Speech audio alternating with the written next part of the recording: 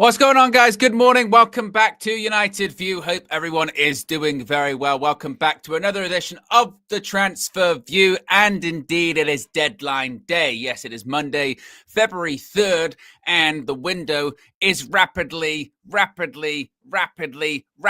closing because it shuts tonight at 11 p.m.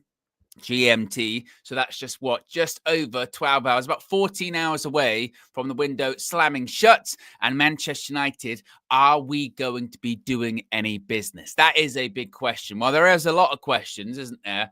Not just about Manchester United, the team, the performance after yet another home defeat yesterday against Crystal Palace. Not that much of a surprise, an absolutely pitiful, pathetic performance. As Flex said in his fan view after the game, just end the season. That's what it feels like. And now, after a really toothless display yesterday at Old Trafford, a lot of people are going, we need something up front. We need a striker. We need an attacker. Now, is that attacker Matthijs Tal? Don't know. One person who it isn't is Marcus Rashford. His loan to Aston Villa has been confirmed. And when it comes to anything else, could it be Nkunku? Could it be someone else? Could it be Leon Bailey? Who could it be? Well, we're going to find out in the next few hours, certainly. But we've got plenty to discuss this morning. We've got the latest when it comes to Tau. Is the deal off? Is it on? Has it collapsed? Is it being rebuilt? We'll let you know the latest of that. Marcus Rashford, as I mentioned, is now officially, at least temporarily, a Aston Villa player. His loan move to the Premier League side was confirmed yesterday. He's also had a message for Manchester United on social media. So we'll be chatting about that. What does that mean for United now? What does that mean in terms of freeing up funds, freeing up PSR space to bring someone in? Is that now possible because Rashford is out on loan? We'll chat about that. And we'll also just talk about just the deadline day in general, because as you can expect, with a club that is completely in chaos, completely in turmoil, I mean, it goes without saying, doesn't it? I suppose that's more to come today. More to come, certainly. So be sure to smash a like on the like button. Be sure to subscribe, bottom right-hand corner. We've already got close to 500 people watching. We're at 60 likes already. Let's see if we can get to a quick 100. Joe Fleming with the first super chat of the day says, I guarantee we sign Tau by the end of the day. Well, if we don't, Joe, that's now on you. You've guaranteed it. You've guaranteed that what's going to happen. I don't know. I mean, after watching that game yesterday, honestly, I mean, you know, KG and myself the night before, we'd stayed up. We'd done a watch along for the Royal Rumble. Was a little bit tired, you know, a little bit red-eyed, but thought, I know what will keep me awake. It will be the scintillating, successful football of this Manchester United side. My goodness, watching that game was just painful. And even people that had been well rested and did have a good night's sleep, it would have been just painful, wouldn't it? For everyone. Everyone watching that game was just painful. Out of, I mean, we played for nearly 100 minutes yesterday because obviously of the Martinez injury. Out of 100 minutes, you could say maybe 10. The opening 10 minutes were fine. The rest, just awful. And it just got progressively worse, didn't it? It just got progressively worse as the game went on. And as we've seen, actually, with quite a few of these home games in recent weeks and months, where we sort of get to halftime, a bit like when we played Brighton and we lost at home to them. We get to halftime, we go, you know what? You know, it's not great, it's not amazing, but actually, I'm still there. Game's still there for us. Just need to go up a gear or so, maybe make some changes, and then we just get worse. We just get worse and more pathetic as the game goes on. I think Ruben Amorim yesterday tried the Cobby experiment. It worked for 10 minutes, but it speaks volumes about just Man United in general. If you wanted to use a metaphor for Manchester United at the moment, it would be that we're playing a midfielder that we've maybe just discovered can play in the 10 up front for the majority of the game. You've got over £100 million worth of striker on the bench, and you bring them on, and nothing happens. Nothing happens. Neither one of them are good enough to be the striker for Manchester United. And, you know, yeah, we have possession, but once we get to sort of past the halfway line, collectively and individually, the team shits themselves. and they don't know what to do. It is so bad. And now we have this situation where it's deadline day and we're going, can you get an attacking player? Can you get a striker? Can you get someone else in? But the reality is, even the people that we are being linked to, they're not strikers. They're not goal scorers or anything like that. So, hey, get ready for a long end to the season, my friends. Indeed.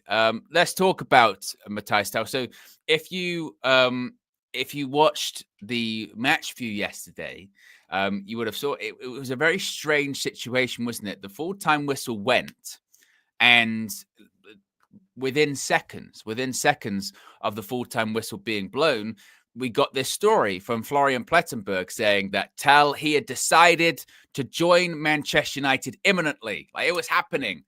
But then after that, you then saw a little bit of, well, maybe not imminently, because Manchester United had put a loan bid in to Bayern Munich, and it had been rejected. And it was a complicated one. And there was a lot of work to do on this one. But you thought, well, Florian wouldn't come out and say that Towie decided to join United. There's still positivity. It's going to happen. These things, there's a bit of back and forth, but it's going to be okay. Well, in the space of about an hour or so, it went from okay to collapsing, which you can see here. He said the negotiations between Manchester United and FC Bayern have now completely collapsed. Also, from Bayern's point of view, no agreement could be reached, not even in the last 2 hours. Bayern had rejected everything, as reported. Despite the players' preference to join Manchester United, the move to the Red Devils will not happen at this stage. It's not just Manchester United in the race, of course. Arsenal are still in the race, along with other options. Time is running. So he went, oh, great. I mean, typical. We've lost the game. The player that, we thought we were going to be getting, whether or not you think he's going to be, an option, a solution, or anything like that, that's now collapsed too. Well, Ben Jacobs kind of opened up on this, and to be fair, hat tip to Fabrice Hawkins, was the first to really call this, said that Manchester United have seen 2 offers rejected by Bayern Munich for Matthias Tel. As things stand yesterday evening, talks are off. Manchester United, therefore, are exploring other options. Still a chance they place a late window offer for Christopher Nkunku. We'll circle back to that one because the Nkunku rumours won't go away.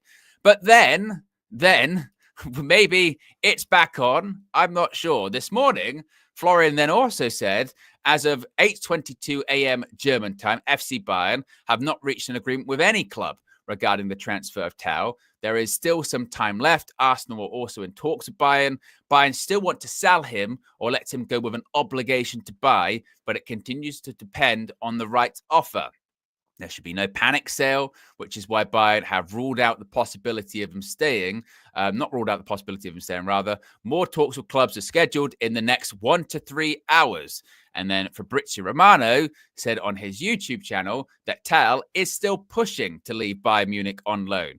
Bayern are insisting on an obligation or a permanent deal. All clubs interested in Tal are still there and calling. Everything is open.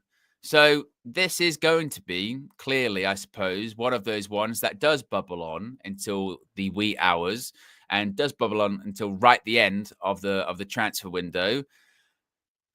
If Bayern's criteria for letting Tal go is that it's got to be permanent or obligation, he's not coming to Manchester United. I just don't see it. I don't see it. And I don't think United should cave to that anyway. As I mentioned quite a bit over the last few days, I don't look at the mess. Look at the mess that Manchester United are in at the moment, in terms of financially, in terms of on the pitch, in terms of at a boardroom level, everything, at a fan level, everything. We are a complete and total mess. The last thing we need to be doing is just completely panicking and further digging ourselves a hole, further backing ourselves into a corner, and further making things worse for us in the future. Because it's not even necessarily a buy option. Tim says 50 million buy option is not bad business. That's not what Bayern are looking for. Bayern are looking for what they had with the Spurs deal. They had a deal agreed with Spurs, £50 million, permanent deal, that's going to happen. And Tal said, no, I don't want to go to Spurs. Don't blame him. Said, I don't want to go to Spurs. So that deal's now off. Well, Bayern now look at it, go, well, that was 50 million. We had 60 million euros we had coming in. That's what we were going to get. So for any club now that comes in for Tal, the precedent's been set. It's either you pay the same amount of money that Spurs were going to pay, or if it's a loan, we want that as an obligation. So we know that we're getting it anyway. Not a buy option like with the Marcus Rashford deal, where it's an option. They can trigger it or they might not trigger it. We'll see how it goes. Bayern want what they had a few days ago. They want to know that guaranteed they've got that £50 million going in. Manchester United don't have it. They don't have it. And if they find a way, and this is the other part of it, if they found a way to spend £50 million or even an obligation for £50 million, I think people would be looking even more at Ineos. They'd be looking at even more Omar Barada, Jason Wilcox, Dave Brailsford, Jim Ratcliffe, obviously the Glazers. They'd be looking at them more and saying, well, where have you found it? Where have you found that money from? And why, again, have you spent it on a young player that isn't even a striker? We watched the game yesterday. And again, I like that yesterday. That was, for some, I suppose, the eye-opening moment. But it's something that we've all known, even if you didn't want to admit it. And obviously, you try and back Højlund, you try and back Xerxes. I've been saying it for months here on the channel. Months. Every single time that either one of them has a good game, every single time either one of them has a game where they come on and they play well or they score a goal, you know, you go, oh, you're being negative, or why are you playing them down, or why are you doing this, why are you doing that? They're not that. They are not the person to lead the line for Manchester United. They're just not. I go back to the Joshua Xerxes one in the summer and say, you want to talk about positive recruitment? I would love to know the conversations that were being had in the summer, because they must have known. They must have known what kind of player he was, which is what he calls himself, which is not a striker, a 9.5. They must have known that he was a 9.5, and they must have known he wasn't a goal scorer. So what was the thought process? What did they think they were getting when they brought him in? Rasmus Højlund, massively overspent when it came to him. And this is when I do kind of push back a little bit, because I remember when we were first linked to Rasmus Højlund, it was, don't worry, he's not going to be the main guy. Because remember that summer, we want to get two strikers. It's going to be Højlund as the backup, and it's going to be someone else as the more senior recognized striker. And we never got the recognized striker because we overspent for the younger striker. And is he good enough?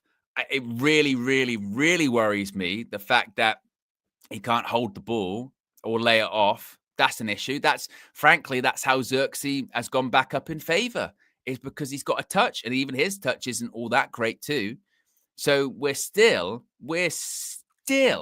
in a situation after two summer transfer windows where we've recruited a striker. We're still in a position where we're going, in this window on the final day, can we get a striker? We're still looking to do the things that we've done for the last 4 or 5 years. Remember the amount of times that we went, we need a stopgap striker. We need to go get Ighalo. We need to go get Cavani on a free. We need to go get, Zlatan. My goodness me, if only we could have Cavani and Zlatan. That even towards the end of their careers when we got them, if only we could have a player like that right now in this team, we'd be fawning over them. We'd be like, this is a good late business. But we're doing the same thing that we had a couple of years ago, which is on deadline day, towards the end of the window, we're panicking. Is there a late option? Is there a late a late striker we can go for? Is there someone on a free? What can we do? And it's ridiculous. It's ridiculous. And I when it comes to Tal, I think the concern is for a lot of people, isn't it? It's just that, there's a lot of unknown there, isn't there? Obviously, he's gone to Bayern, not necessarily worked out. Doesn't make him a bad player. That happens. But he's young. He hasn't scored a goal this season. and also we're looking for a striker, Tau can play across the front three. Is it a case of, once again, that was something that United were going for, and someone had always been on United's list, or this is the other sort of school of thought, which I kind of think is the reality, which is he's someone that's become available. He's a sought after name. Chelsea are looking at him. Arsenal are looking at him. Sort of everyone's in the race for him because he's a talent. But are United just going for the talent because he's available, or are they going for him because they actually want him and they actually think it's going to, assist the team? I don't know. Once again, it really is the hope that gets you, isn't it? With Manchester United, it's really the hope that gets you, the hope that kills you.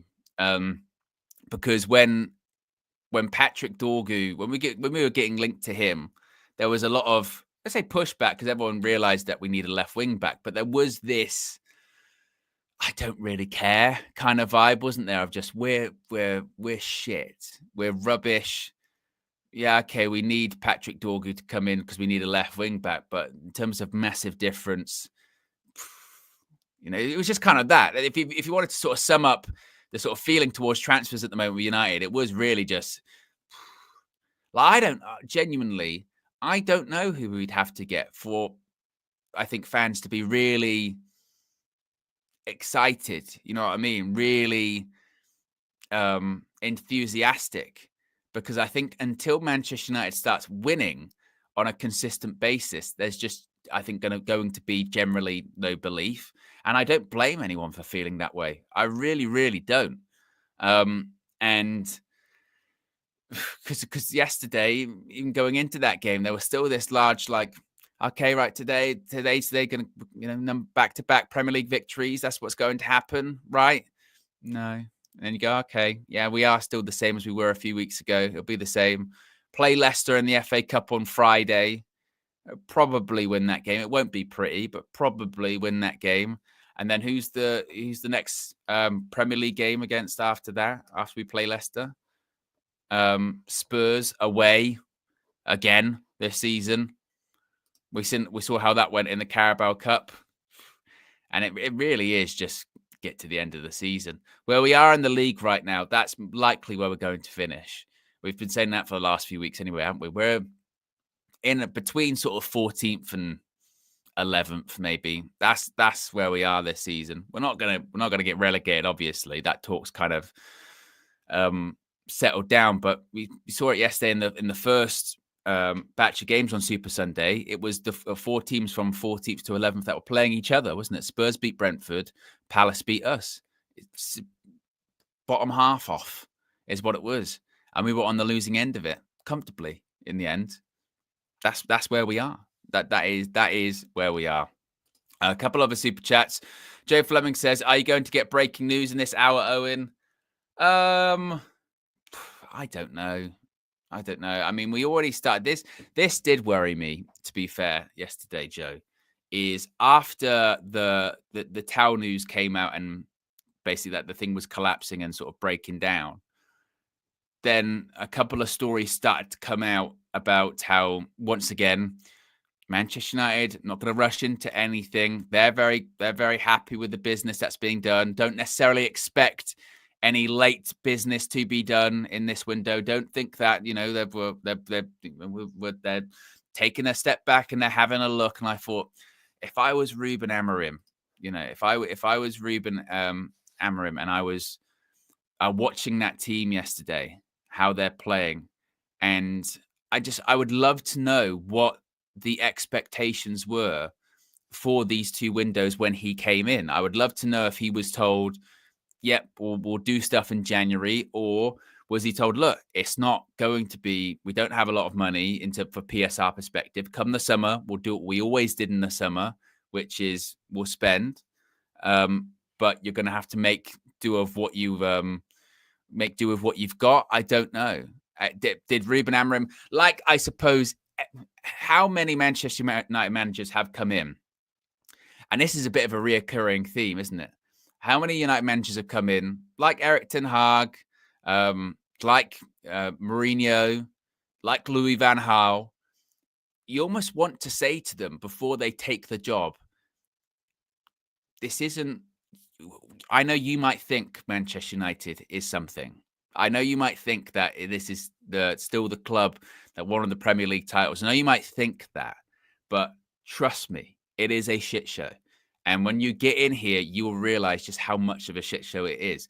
And, Eric Ten Hag, when he came in, was the same. This squad's got great potential. Remember that? The players have got great potential. This club's got potential. And didn't work out for him. Ruben Amorim comes in, bright-eyed, bushy-tailed, big smiles on his face. This is my club. I'm happy to be here. And you always want to say to him, yeah, Ruben, it's great. It's great. I love the enthusiasm. I love it. I love the enthusiasm. But it's actually way worse than you think. It is way worse. And then after a few weeks, they see under the hood of the car and they go, oh, yeah, it is. It is really, really bad, actually, here. It's not good. And it's almost the same with Ineos, isn't it? Ineos, when they come in, big promises. We're going to turn it round. We're going to do this, best in class. And then, it's just words, isn't it? Go on then, do it. Prove it. Actually, they can't. They can't. A couple more super chats. So Ryan says, we don't need a striker. We have a 60-year-old goalkeeping coach who's a better replacement for Rashford. Play him. What's the stress? Well, we'll talk about the Rashford stuff in a minute. And Terence says, I wouldn't be surprised if Amorim gives up on this moronic team and leaves in the summer. He won't, but let's be honest, the thought crossed his mind for sure. Well, again, that's what I mean. It's like a lot of these coaches when they come in, isn't it? They come in with good reputations, and Manchester United is where reputations for, I guess, managers, players, everyone just goes to die, isn't it? Near enough. So, yes, isn't that great? So yes, that's the latest when it comes to Tal. It's going to be a story for the rest of the day, I'm sure. If we get any more information on it, we will cover it, of course. Jay Fleming also says Tal isn't a striker that comes off the left like Rashford. Well, speaking of Marcus Rashford, it was indeed confirmed yesterday Marcus Rashford is now an Aston Villa player, at least for the end of the season. We had heard that he was having his medical yesterday. We had heard that he was signing his contract yesterday. Manchester United confirmed it late yesterday evening, that Marcus Rashford has joined Aston Villa on loan for the remainder of the 2024-2025 campaign. Aston Villa also confirmed it, saying they are delighted to announce the loan signing of Marcus Rashford from Manchester United. Of course, it's a deal that sees, isn't it, like 70% of his salary being covered? There is a £40 million buy option if Villa wish to trigger that at the end of the season too. In addition to that, Marcus Rashford has released a statement on social media. He said, I would like to thank Manchester United and Aston Villa for making this loan deal happen. I was lucky to have a few clubs approach me, but Aston Villa was an easy decision. I really admired the way that Aston Villa have been playing this season and the manager's ambitions. I just want to play football and am excited to get started. I wish everyone at Manchester United all the best for the rest of the season. Now, when it comes to this, I would love this to be one of the last times that Rashford is spoken about this season by Manchester United fans. Let's face it, it will not be. History suggests it will not be because just the moment he scores for the first time against Aston Villa, for Villa rather, or the moment he not even scores, actually, assists or runs, because we've seen it. I mean, case and point last night, Anthony Dos Santos makes his Real Betis debut. He was given the number 7. He got player of the match in that game. This morning, you would have thought he had won the Ballon d'Or. And you would have thought that he was the best player in the world again. You would have thought that, right, Manchester United, we've made a massive error, a huge error. Anthony, the potential, it's been unlocked. It's been, this is what it was. Bring him back.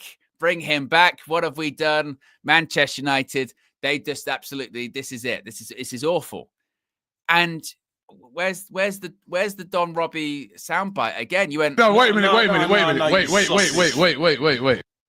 He scored on his debut for Manchester United against Arsenal.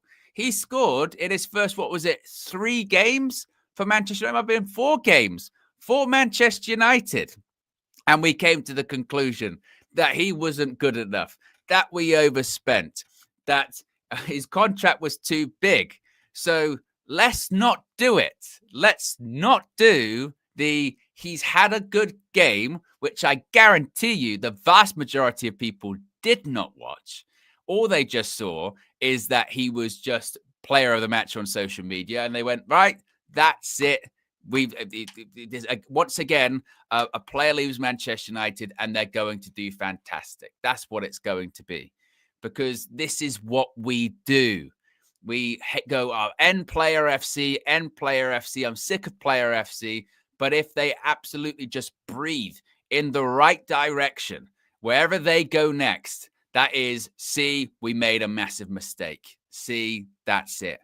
You know, we did it last season with the Jadon Sancho stuff, wasn't it? Every time he got a goal or an assist in the Bundesliga, we went crazy. A few weeks in, we couldn't care less until we played in the Champions League. We've done it this season with him at Chelsea. Remember when he first went to Chelsea, got a couple of assists? Whoa, look at that, all Man United in the mud. Whoa, look at that. Suddenly, it went very quiet. Have you noticed that suddenly everyone's very quiet about Jadon Sancho now? But when it comes to it will be the same. And I don't know about you. I'm not mentally, I think, prepared. You know, like people, when we talk about the rebuild over and over again, I'd go, I'm not sure emotionally, physically, mentally, I can stand another rebuild, is what they say. Again, it's like, it's going to be the whole that stuff, isn't it? It's going to be so tiresome. I so hope, genuinely, and I said this yesterday before the match view, I so hope that that Marcus Rashford goes to Aston Villa and that he does well. Do you know why? Because the fall from grace from him over the last 18 months, it's been sad to see.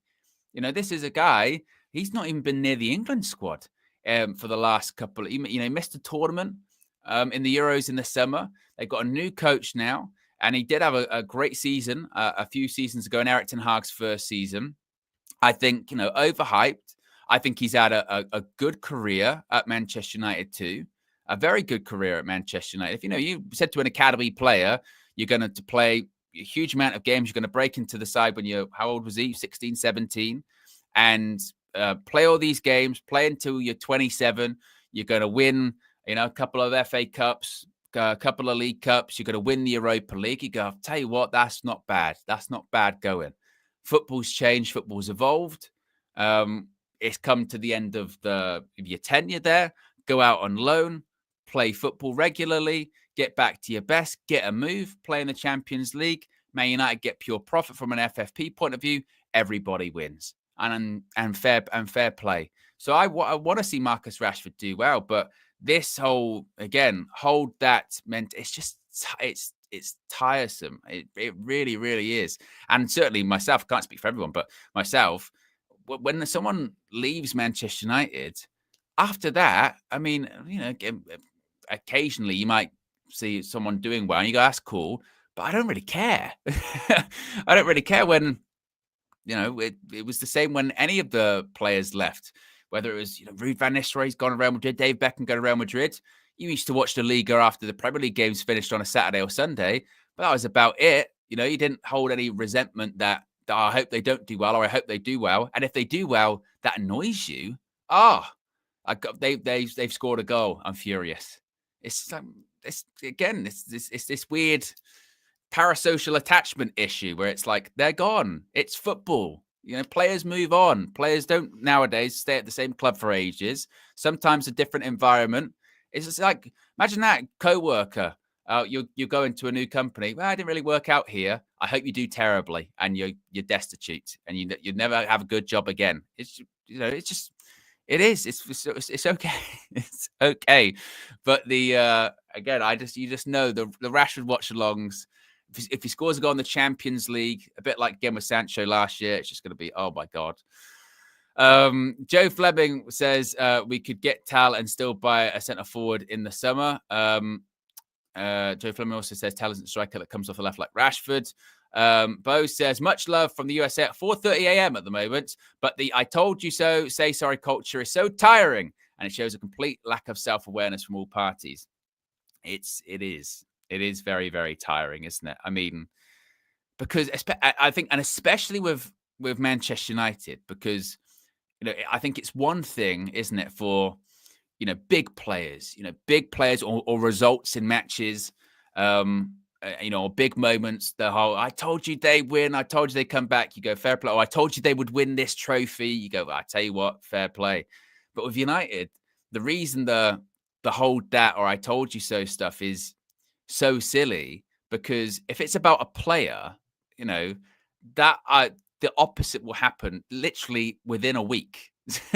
That's why the Højlund or Xerxes narrative all season has been so silly, because every time one of them does well or badly, the opposite will happen the next week. So it'll be like, see, I told you Højlund was good. I told you Højlund was good. Sit down, he scored a goal. And you go, oh, next week it will be the opposite. Next week it will be the opposite. I see, Xerxes, I told you, you got to respect Zergkamp. That's what it's got to be. And you go, okay, next week it's just going to be different. But okay, cool, And we have to take a step back as a United fan base and realize we are all collectively holding that. We are in the bottom half of the league. This, in my lifetime, is the worst Manchester United team I have ever seen. I wasn't obviously alive in the 70s when we got relegated, so I don't know that. But from what I've heard, even they showed a bit of fight. Unlike this team, we are all collectively holding that. We are astronomically in the hole financially. We are all collectively holding that. We have some of the worst, if not the worst, owners in the Premier League. We are holding that. We get laughed at every single week, not only because of our performances on the pitch, but because of the madness that happens off of it. We are holding that. The last thing we want to do to ourselves is when a player does go out on loan and when they score one goal or get one assist and they do nothing else afterwards, is then start to go, we should hold that even more, because we are gluttons for punishment. And it's like the Pogba stuff, isn't it? It's like the Pogba. I'd have Pogba back. Bring Pogba back. And you go, it feels like you're in the Twilight Zone, because like 4 years ago, whenever Pogba left, we were doing the same thing. We're doing the same thing.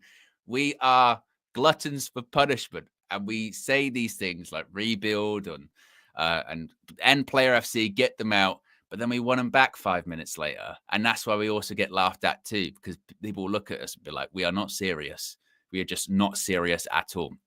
And they're also the difficult conversations we have to have as well. So I agree with you, Bo. It is very tiring. Glenn C says, also the assist he was given was him cutting in on his left foot and shooting, and the rebound was put in. We've seen that all before. So there is a lot of, again, apathy, I think, when it comes to the transfer window, the transfer market, whatever. It's just very, very tiring, isn't it? As far as what else could happen on deadline day, any late deadline day deals? Well, I guess we could. This is when we get into panic and desperation settings. Florian Plettenberg also saying that Manchester United held talks regarding Leon Bailey again in the morning. A transfer of Christopher Nkunku is also not completely off the table. Meanwhile, discussions with the representatives of Matthijs Tal are ongoing, and Bayern remain in contact with Manchester United. Could I see any late business happening? Could we see any late deadline day deals happening? If this was what I would like to see, as I've said before, season is a write-off in the Premier League. Obviously, in terms of the cups, with, say, the Europa League, and I suppose to an extent with the FA Cup, as we saw last season, you can get a favourable draw, can't you? You can get a favourable draw, and a bad team can win a cup. We won the FA Cup last season, so that's not impossible for us to.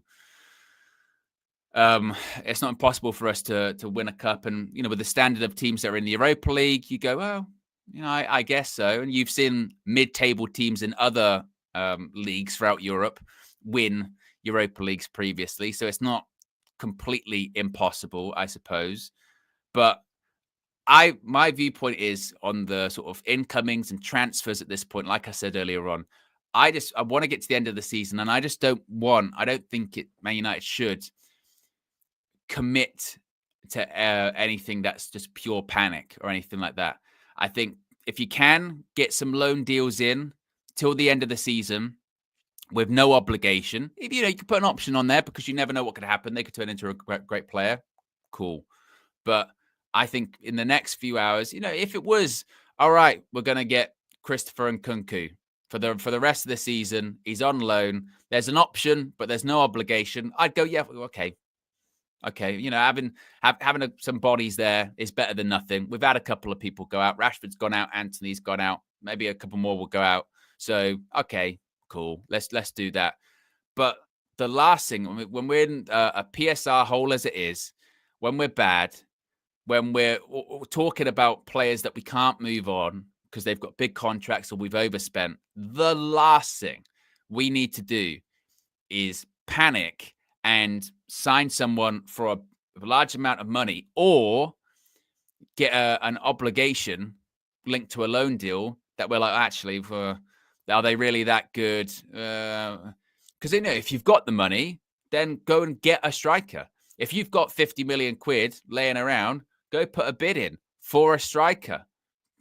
Find a striker. If it was someone that you were going to go after in the summer and you could think you could do it now, then go do that. Fine.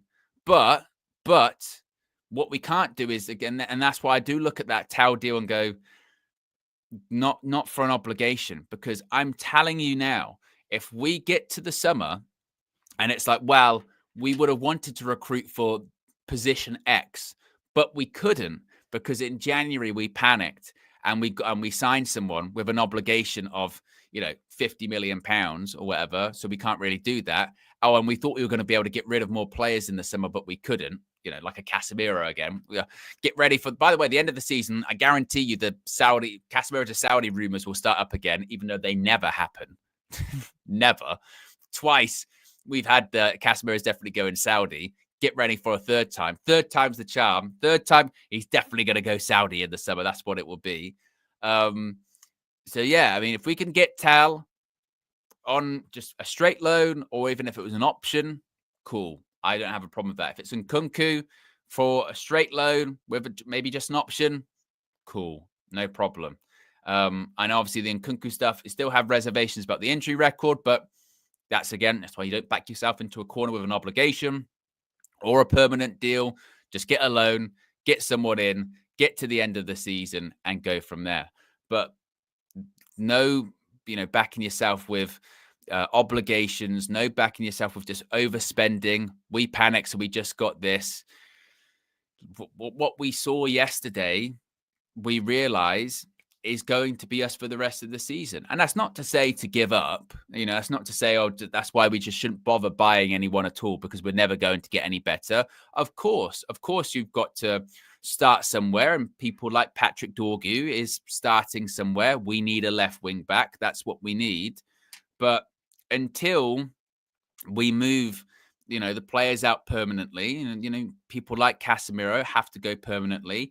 Anthony, he'll be coming back, so still need to move him on permanently. We'll see what happens with Marcus Rashford.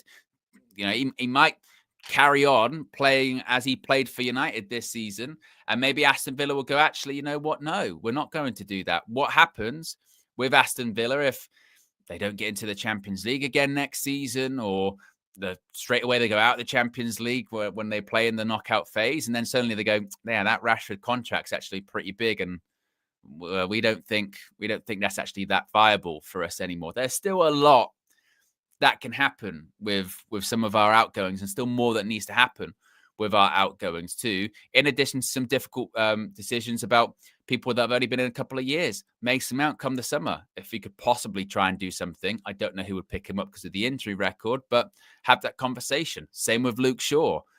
Obviously, get him back, see what happens for the rest of the season. He'll probably get injured again, but see if you can move him on. We need to be focusing on those things first, and then go from there. So I think the last thing United need to do is be, committing to stuff that could come back to bite them even more, especially when we're in the position that we're in.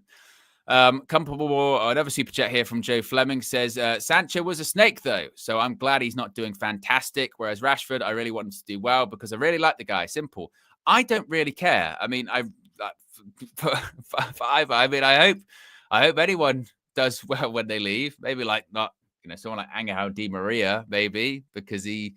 But even that, it didn't really bother me. That was the other part of it. Like, I know people when Di Maria played at Old Trafford and Ashley Young pushed him into the wall, everyone's like, cool, oh, yeah, okay. But I just don't really give a shit. Like when they go, like, and it's always been like that because as I've mentioned many a time, and I can only speak for myself, I am a Manchester United fan. I am not a Player X fan. You might like certain players, but not above that I'd want Manchester United to do well. Not about Manchester United to win. Like if when Manchester United lose, let's say moving forward now that Marcus Rashford's at Aston Villa, if Man United lose in a weekend, but Marcus Rashford scores for Villa, that doesn't make my weekend any better. I'm still pissed off that Manchester United have lost. No other ex-United player doing well will be able to be like, well, that blow's been softened a little bit because this former United player got an assist or this former United player did really well. I really don't care. I'm not looking out for it or anything like that. Frankly, with the last night with the Anthony stuff, the only reason I'm aware that Anthony got player of the match is because lots of United fans were talking about it on social media. I'm not following Anthony, watching every single game. It's just, it doesn't do anything for me. So I'm indifferent. I suppose maybe because Marcus Rashford's, I'm an England fan too, and you'd want to see England do well and get into the England squad. Okay, I hope he turns his career around and he can get back in the England squad. Same with Jadon Sancho. If they're playing well enough to get into the England squad and that can benefit England in an international tournament, fantastic. But the reality is that the moment they're no longer a United player, yeah, okay, cool. If I hear about it's again, I do almost look at it like a co-worker. When you're with someone every single day at work and you're chatting and you go, yeah, okay, cool. And you're going, and they leave, you go up, I hope they do well.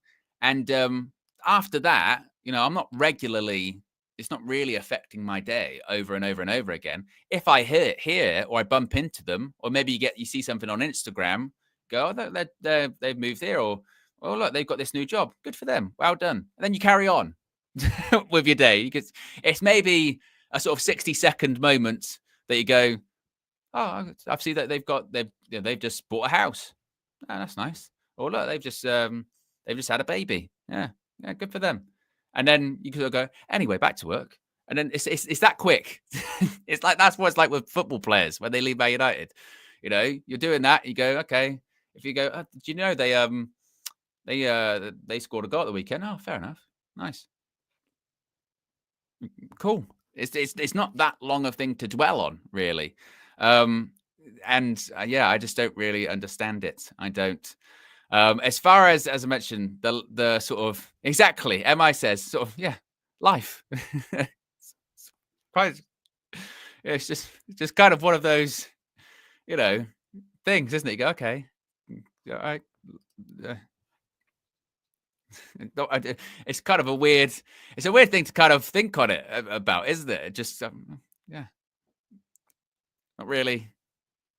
It's not really even a thing to really dwell on that much, is it? It's just but I guess that's the day and age we're in. JP says, is it an underbelly? It's an underbelly color thing. I can't even get that high to do the Sol Campbell thing. I need to get it on the soundboard, don't I? There's a few extra sounds I need to get onto the soundboard. That's on my to-do list. JP also says, we need to treat Rashi like how I Show Speed got treated in the Royal Rumble. I don't know how I Show Speed's alive, honestly. That when he got speared, I mean, people can say what they want. Wrestling's fake and it's it's not real and all that. But fair play, it's still real to me, damn it. But you watch that thing live, and there are like videos of it going around from people that were in the stadium. He got run over. I mean, that's whenever you're watching, say, like rugby or the NFL, and you see like just a big tackle, big spear, and you go,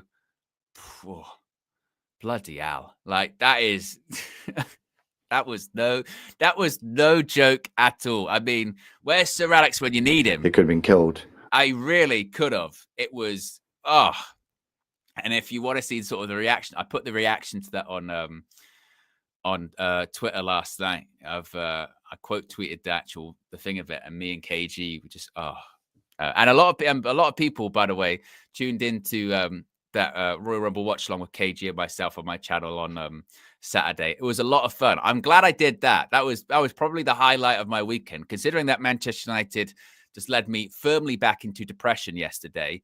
You needed something. That's why it's also good to have outside hobbies that aren't just Manchester United and football, because when seasons like this, bloody hell, you need it. You need to find some kind of comfort or some kind of happiness somewhere else. And that was like that Saturday evening. That was a lot of fun. I think hopefully we're gonna do more of them in the future. We'll definitely do one for WrestleMania, KG and myself. I think KG said he would want to do Elimination Chamber, which is in like 3 or 4 weeks, I think. 3 or 4 weeks. So if we can, we will do it. So that will be a lot of fun. Particularly with this Manchester United season, with how things are at the moment, we all need it.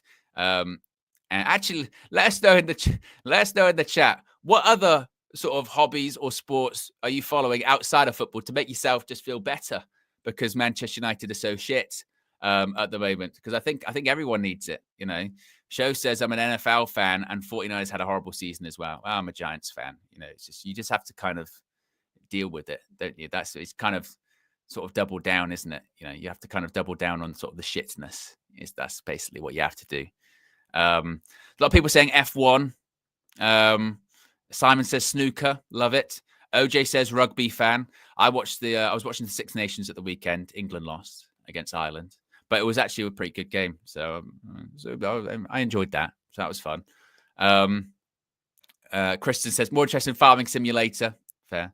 Skiliano says England lost the T20 series versus India. There's a lot of people losing here, isn't there? a lot of people losing with all of this. John says darts. I tell you what, I've got back. I've always loved the darts, but since the World Championships, I've been following it a little bit more. I was a big Raymond van Barneveld fan when I was younger. He's still in it, and he won. He beat Chris Dobie the other day. It was proper like old school Barney, and it was brilliant. That was good. What else? Max says NBA, but I'm a Bucks fan. We're garbage also. Quite a bit of NBA. A lot of people say do you know what is quite funny actually? Is a lot of people in the chat are going, I'm this fan, but I'm also I'm a fan of this, but we're also losing. So, so it's not great. What can we say? You pick who you pick, don't you? And sometimes you're bought into it. Like me, I'm bought into Man United fan. It's just what you're gonna do. All right, what you're gonna do. How many likes are we currently at? We got close to 1,200 people watching. We're currently at 337 likes. Let's see if we can get to 500 before we wrap things up. In terms of any, like, Amanor, man. Amanor, what's this? Amanor, Amanor, I never understand. You just think this is a sensible man, but he always has to go, Channel 906, raunchy, doesn't he? With his pillow talk and Yesterday on the full-time view, he was, you know, he was shopping for his mother's blood pressure machine and boots. Now he's treating this like what? Like it's Tinder or something. It's just this isn't like, was it Craigslist? Putting up. I don't know if I've ever seen anyone use United View as a Lonely Hearts column with his Marcel picture. It's just, I don't. It's a yellow card for him. But where's the card then? Where's the card? It's a yellow card. It's a warning. It's a warning. It's a warning, Aminal. You know, one more. And like someone says, like Imran says, it's catfish profile pic too.